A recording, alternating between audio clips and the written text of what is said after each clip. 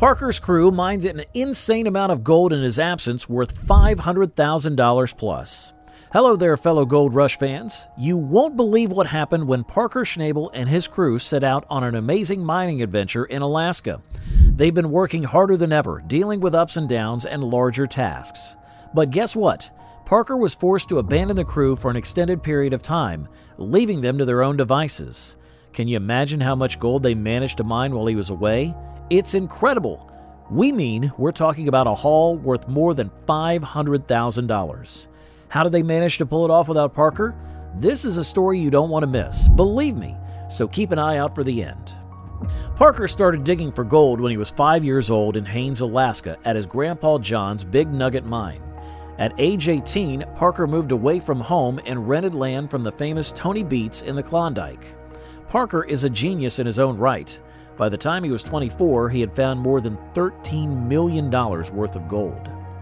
Parker's mining experiences have taken him all over the world in the past years, from the famous Chilkoot Trail of the Klondike Gold Rush to Guyana and Papua New Guinea. Now the miner, who is 29 years old, wants to grow his business and find new ground that will let him work all year. Parker and his friends will travel the 8,000 miles to Australia. He will follow his gut and a few good leads to get there. The team will go on an adventure that could change Parker's life as a miner for good. The area has record-sized nuggets and the biggest untapped gold reserves in the world. The gold mining crew, directed by veteran Alaska native Parker Schnabel, is halfway through a tough mining season in the Yukon. Parker, who arrived to the region with only $140,000, has collected an amazing $60 million in gold over the last 8 years. However, they face a serious challenge. They have run out of viable mining land. Recognizing the need to be productive, Parker devises a strategy to explore new territories in Alaska, where they hope to find richer soil. Parker sets his sights on a potentially more successful future by delegating the duty to his dependable right-hand man and foreman, Mitch Blatchke. Mitch and his squad confront a slew of hurdles in their quest for gold as the clock ticks. The team is being presented with larger tasks than ever before, placing them under enormous pressure to generate results. They face challenges as they work to expand an airfield, such as equipment malfunctions and limited supplies. Mitch rallies the crew in a race against time, emphasizing the importance of acquiring additional gold-rich targets. While Mitch leads the exploration in Alaska, the crew must maintain operations at the base running smoothly. Tyson, the excavator operator, is having technical difficulties with his equipment at the airstrip. Despite the challenges, he manages to get it back up and running, ensuring that the airstrip extension does not suffer more delays. Meanwhile, the team struggles with their task, pushing their skills thin. Mitch's departure creates a major hole as he deals with the difficulties of the airstrip extension. The pressure mounts as they seek to meet Parker's goal of mining 700 ounces of gold to cover Mud Mountain's costs. As the crew works hard, they move mounds of dirt to get to the pay dirt, bringing them closer to their lofty goal. Each scoop of dirt indicates progress and helps to build morale among crew members. Finally, the time has arrived to evaluate their efforts. The new person who joined the squad to assist them to help catch up with a hectic season is upbeat about their prospects. Despite Mitch's reservations about meeting the 700-ounce target, everyone remains optimistic. As the staff cleans up the gold, the moment of truth approaches. Their efforts are rewarded with an incredible haul of gold. With 2,800 ounces extracted this season, their revenues have reached $500,000, a major accomplishment for the group. The challenge, however, is far from over. To cover the cost of mining Mud Mountain while meeting Parker's goal, the group must produce 350 ounces per week. Reflecting on their achievements, the team recognizes Mitch's strategic decision to open the road extension as crucial to their success. They recognize his leadership and problem-solving abilities and express gratitude for his contributions. The crew's solidarity and determination shine through in Parker's absence. Despite the challenges and uncertainties, they remain a close-knit group that works together to enhance output. Throughout the season, the crew's unwavering work and dedication to the job are visible. They embody the fundamental spirit of gold mining, in which resilience, collaboration, and adaptation are essential.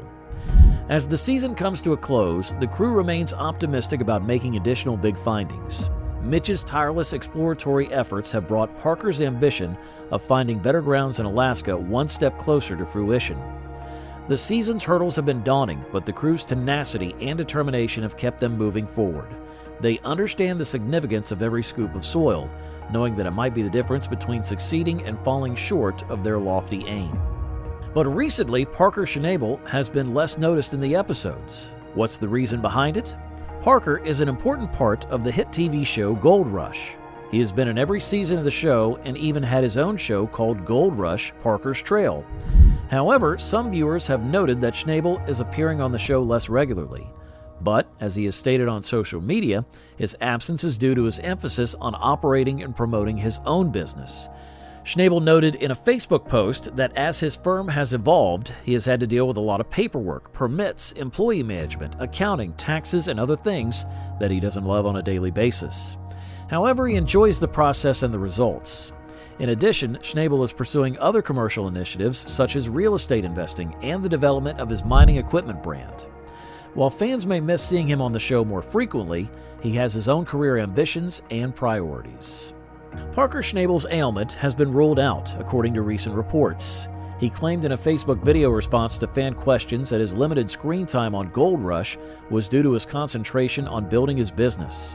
He stated that as a company grows, there are many administrative responsibilities to address, such as paperwork, permits, employee management, bookkeeping, taxes, and so on, which he does not love performing on a daily basis. He does, however, find the process and rewards of business growth rewarding. He also expressed gratitude to his mining crew, emphasizing the value of having a wide set of abilities on the team. Schnabel noted that team members often have to undertake many responsibilities when running a smaller gold mining operation, but as the business grows, tasks must be carefully assigned. In an episode of Gold Rush: Parker's Trail, Parker Schnabel was injured by an out-of-control high-pressure hose. The team was mining in Guyana, where they met low-tech, stripped-down mining procedures that were vastly different from Parker's experience in the Yukon. Parker may be seen in the exclusive film in command of a highly pressurized jet hose that might be lethal if it escaped. Because the hose sprayed out 700 gallons of water per minute with unexpected pressure surges, this was the most dangerous job in the mine. Parker was briefed by the crew about what to do if he lost control of the hose, which could be devastating to everyone in its path.